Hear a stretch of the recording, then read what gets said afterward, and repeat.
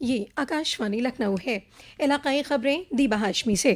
وزیر اعظم نریندر مودی نے آج آکاشوانی سے من کی بات پروگرام میں اپنے خیالات بانٹے۔ وزیر اعظم نریندر مودی نے کہا ہے کہ ہندوستان کے گیمنگ اسپیس کی تیزی سے توسیع ہو رہی ہے۔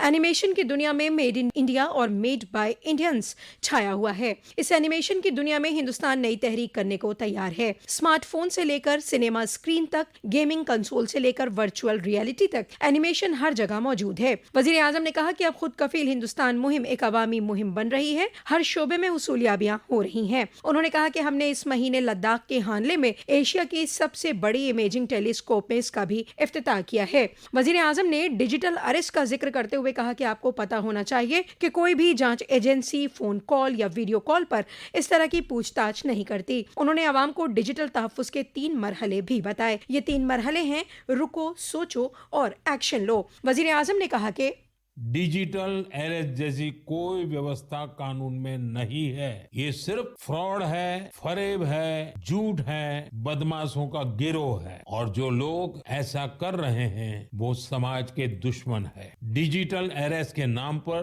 جو فریب چل رہا ہے اس سے نپٹنے کے لیے تمام جانچ ایجنسیاں راجیہ سرکاروں کے ساتھ مل کر کام کر رہی۔ ان ایجنسیوں میں تال میل بنانے کے لیے نیشنل سائبر کوآرڈینیشن سینٹر کی استھاپنا کی گئی ہے۔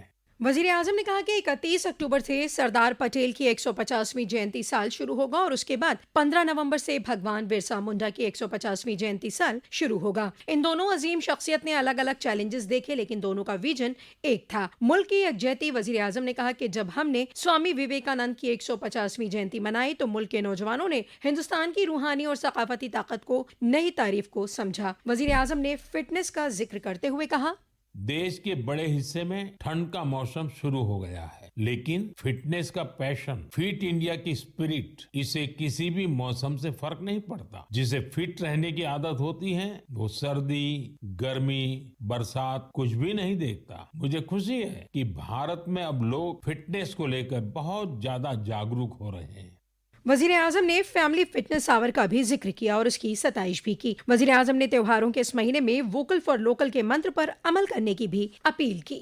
وزیر اعلیٰ یوگی آدتیہ ناتھ آج اپنے ایک روزہ دورے پر بنارس پہنچے، جہاں ایک پروگرام کے دوران انہوں نے پوری ریاست کے تقریباً 70,000 سنسکرت طلباء و طالبات کے لیے وظیفے کی اسکیم کا افتتاح کیا۔ وزیر اعلیٰ کے ذریعے آج بنارس کی سمپورنانند سنسکرت یونیورسٹی سے 586 لاکھ روپے کے وظیفے کی تقسیم کی گئی۔ اس موقع پر اپنے خطاب میں وزیر اعلیٰ نے کہا کہ ڈبل انجن کی بھارتیہ جنتا پارٹی حکومت سنسکرت اور سنسکرتی کو فروغ دینے کے لیے پرعہد ہے۔ مہا کمبھ 2025 میں آنے والے عقیدت مندوں کو پریاگراج کے سبھی 9 اسٹیشنوں پر بہترین خدمات مہیا کرائی جائیں گی۔ عقیدت مندوں کو گزشتہ کمبھ کے مقابلے نئے اسٹیشن بلڈنگ، پلیٹ فارم، مسافر خدمات، اوور برج اور روڈ انڈر برج دیکھنے کو ملیں گے۔ یہ جانکاری ریلوے بورڈ کے صدر ستیش کمار نے پریاگراج میں نامہ نگاروں کو دی۔ انہوں نے مہا کمبھ کے دوران ریلوے کی تیاریوں کو دیکھنے کے لیے 6 سے زیادہ اسٹیشنوں اور تعمیراتی کاموں کا معائنہ کیا۔ بورڈ کے صدر نے کہا کہ ریلوے کی کوشش ہے کہ 30 نومبر تک ریلوے متعلق مختلف کاموں کو مکمل کر لیا جائے۔ انہوں نے بتایا کہ کانپور کی جانب سے آنے والے عقیدت مندوں کے لیے صوبیدار گنج ریلوے اسٹیشن کو فروغ دیا جائے گا۔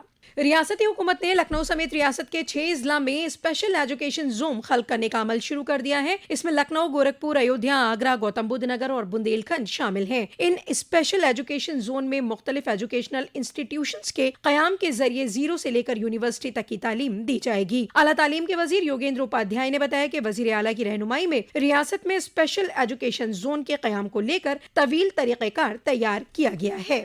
دیوالی کے موقع پر کسی بھی طرح کی ایمرجنسی حالات سے نپٹنے کے لیے ریاستی حکومت نے سبھی سرکاری اسپتالوں میں ڈاکٹروں کی تعطیل کو منسوخ کر دیا ہے۔ ریاست کے نائب وزیر اعلیٰ اور وزیر برائے صحت برجیش پاٹھک نے کل لکھنؤ میں کہا کہ اسپتالوں میں برن یونٹ کو الرٹ رکھنے کے احکام دیے گئے ہیں۔ انہوں نے عوام سے اپیل کی کہ ماحولیات اور خود کو محفوظ رکھنے کے لیے بے حد آگ والے اور دھوئیں والے پٹاخوں کا استعمال نہ کریں۔